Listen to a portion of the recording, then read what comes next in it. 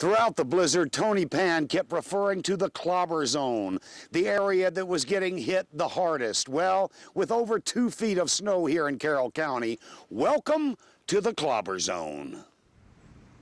You might have woken up in Eldersburg, Maryland this morning, but it sure seemed like Nome, Alaska.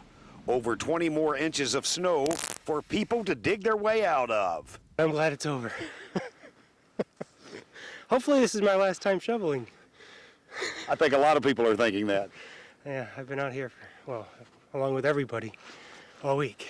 My friend John dug this pathway to his back porch. He was expecting a furniture delivery. You read about this kind of stuff in Syracuse and Buffalo, and I know people from there. This must be what it's like.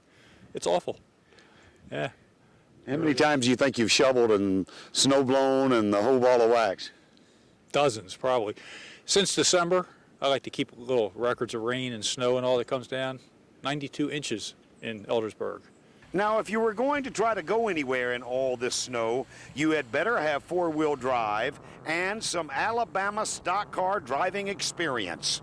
I've never seen anything this deep in my life. This is unbelievable. Look at this. At Carrolltown Center, they were pushing snow. As a matter of fact, they've been pushing snow since last weekend. Ever seen anything like this? No, not at all. No, this is the worst I've seen. When I finally got to Liberty Road, it was down to bare pavement. I never thought I'd be so happy to see asphalt.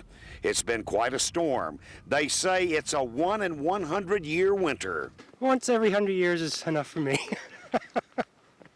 Rob Robland, WBAL TV 11 News.